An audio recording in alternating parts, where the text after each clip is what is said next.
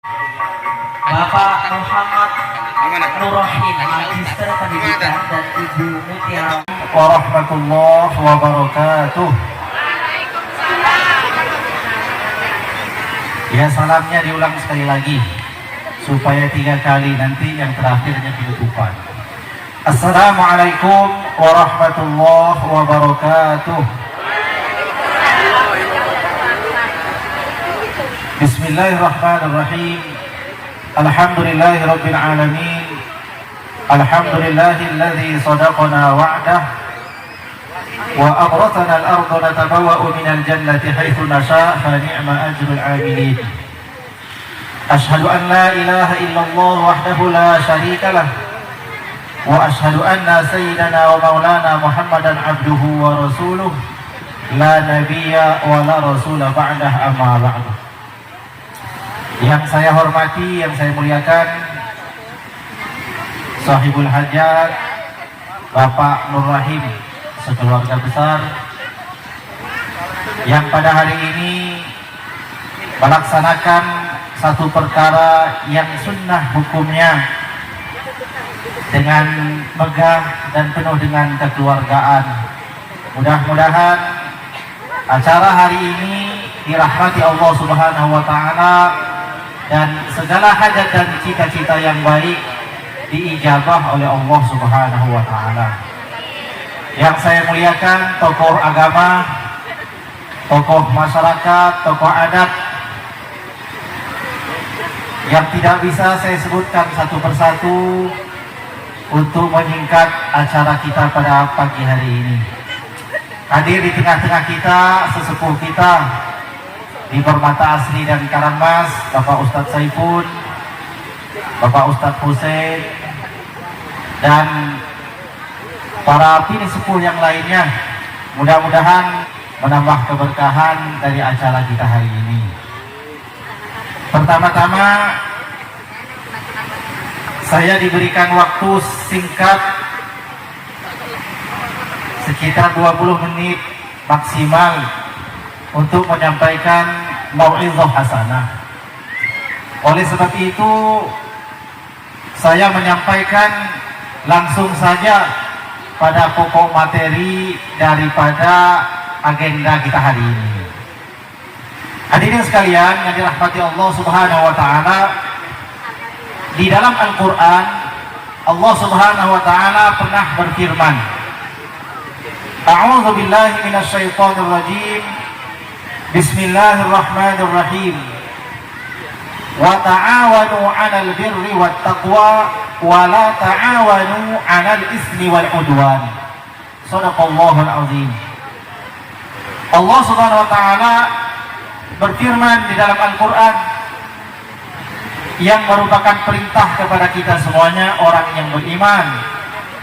Tolong menolonglah kamu semuanya di dalam ketakwaan dan kebaikan, dan janganlah kamu bertolong menolong di dalam perbuatan dosa dan permusuhan.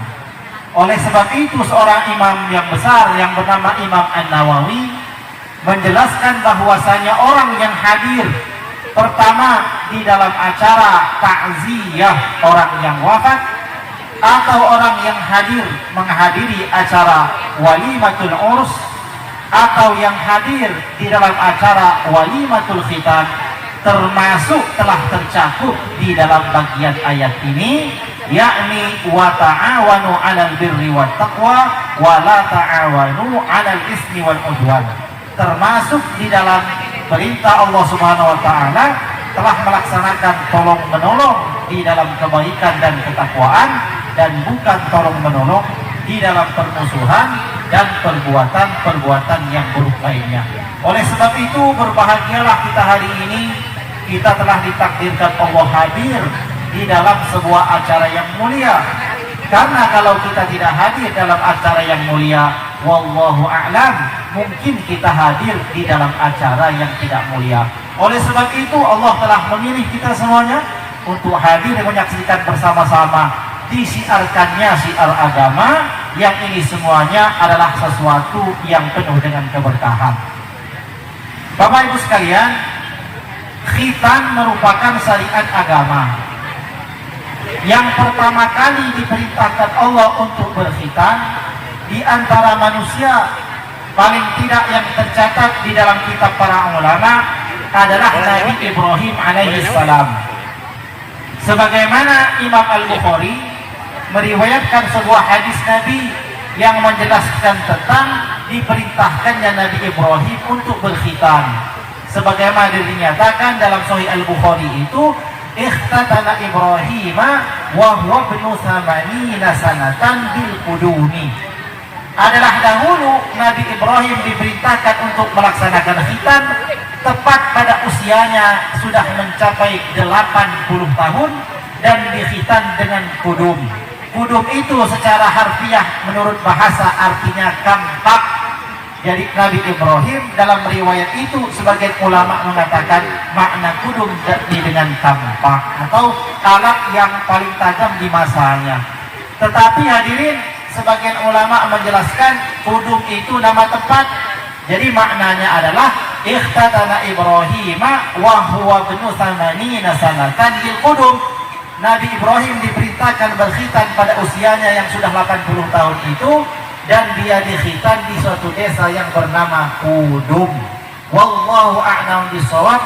Yang jelas Nabi Ibrahim lah orang pertama yang diperintahkan Allah melaksanakan syariat yang namanya khitan. Adapun khitan ini di dalam syariat agama, di dalam mazhab kita, mazhab Imam Syafi'i, bagi laki-laki hukumnya wajib, sedangkan bagi wanita hukumnya sunnah menurut sebagian qaul. Tetapi dalam qaul yang lain, dua-duanya baik laki-laki atau perempuan wajib namanya dikhitan.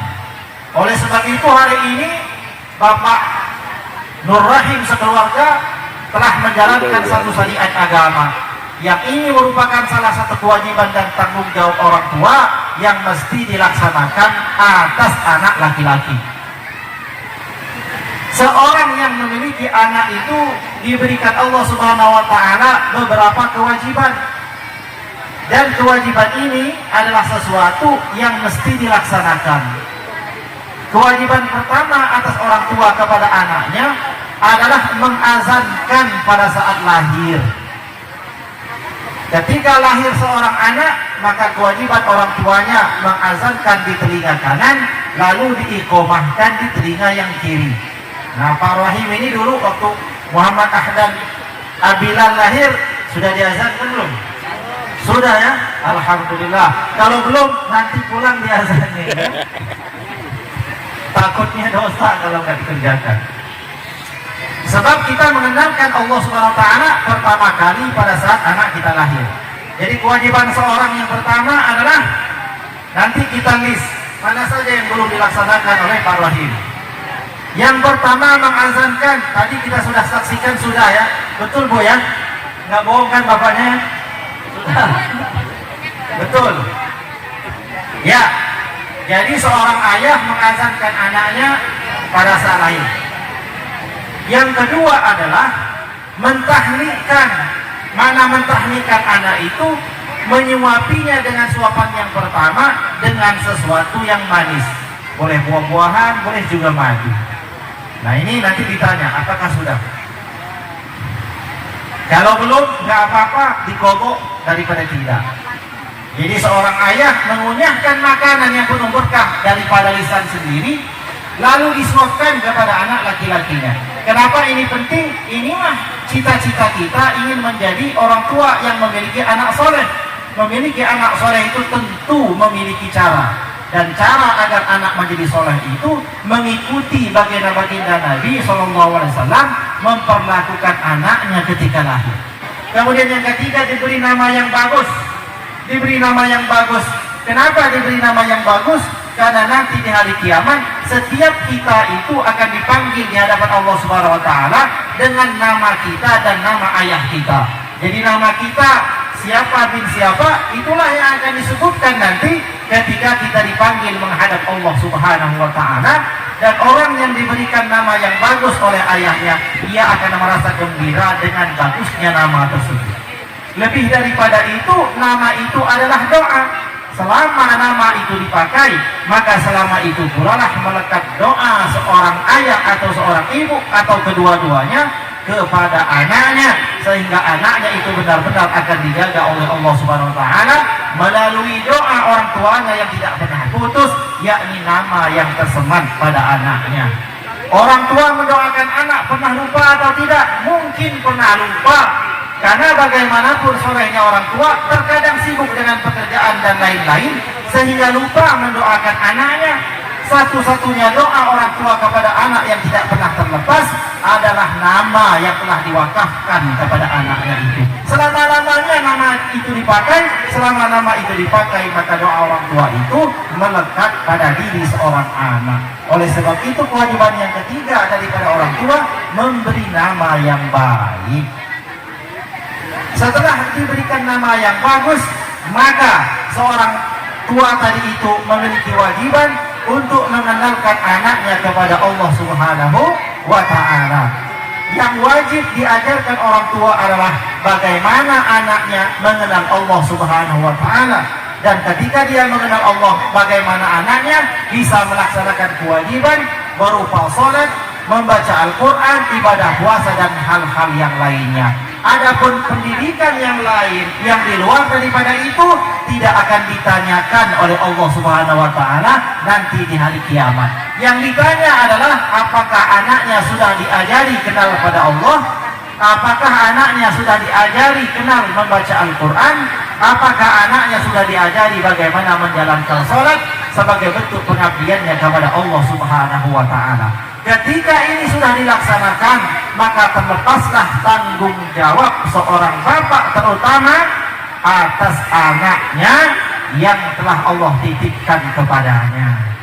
Jadi wajib kita ingat-ingat bahwa anak kita wajib mengenal Allah, dan siapa yang wajib mengenalkan Allah kepada anak kita adalah diri kita sendiri sebelum kita menitipkan anak kita kepada orang lain.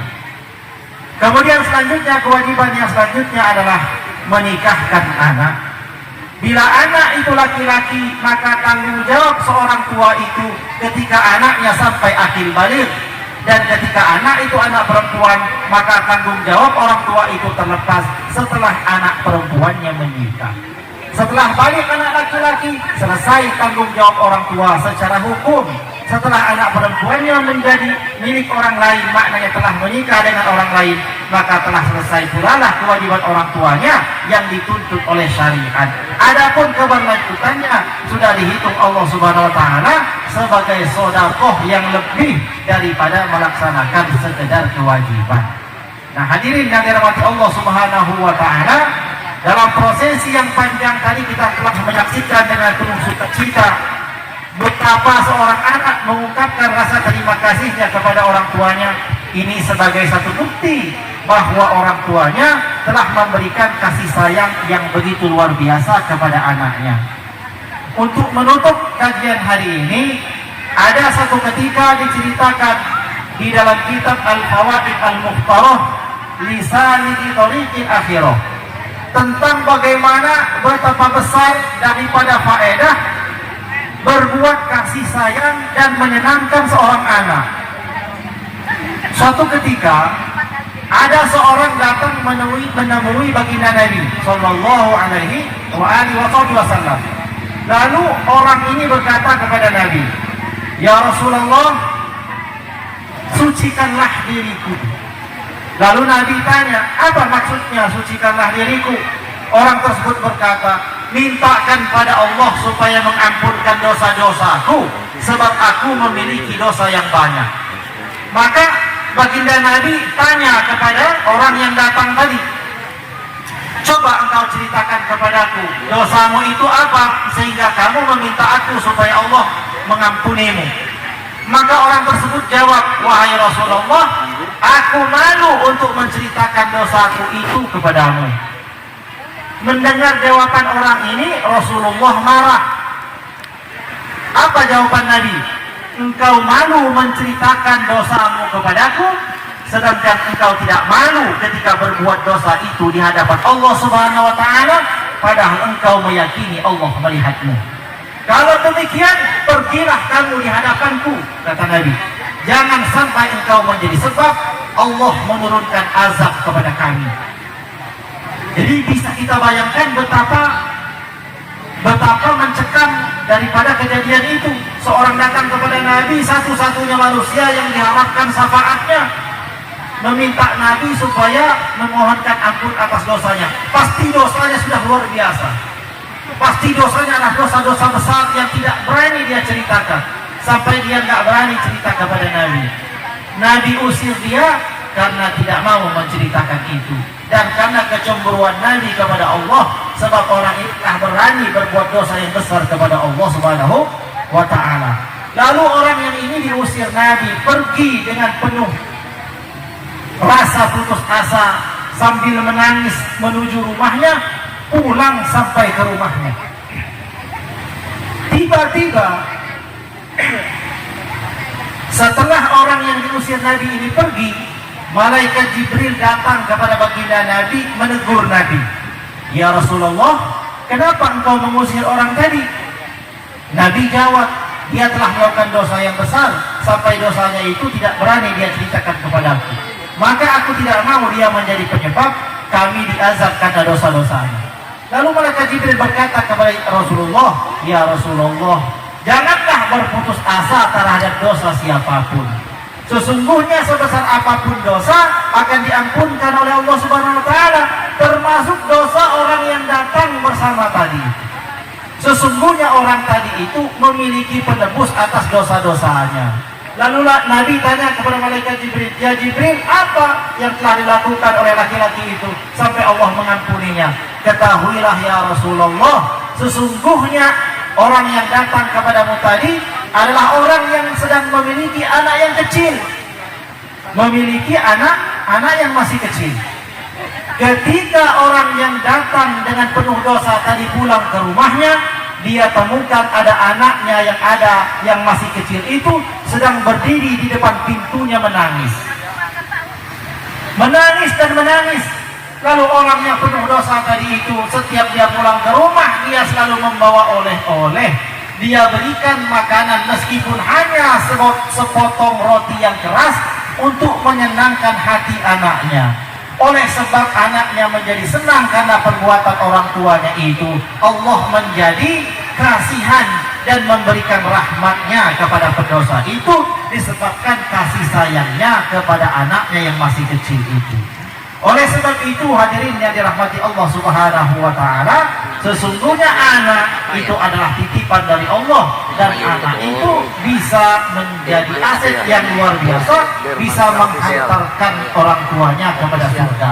Bahkan berbuat kecil yang itu membuat seorang anak menjadi senang, maka itu bisa menyebabkan orang tuanya dimasukkan Allah ke dalam surga dan diampunkan Allah dosa-dosanya, meskipun dosanya itu adalah dosa-dosa yang besar bila dia ikhlas kepada Allah Subhanahu wa ta'ala.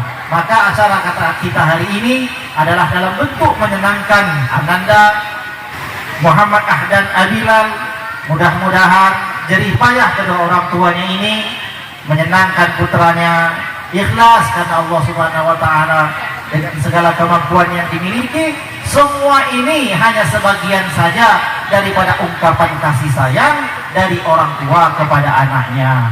Mudah-mudahan apa yang telah dipersembahkan oleh Bapak Rohim sekeluarga ini kepada putranya diterima Allah Subhanahu wa ta'ala sebagai amal yang baik, sebagai amal yang soleh, yang bisa menyebabkan diampunkannya dosa-dosa keluarga besarnya dan dimasukkan Allah Subhanahu wa ta'ala ke dalam surga. Amin. Amin ya rabbal alamin.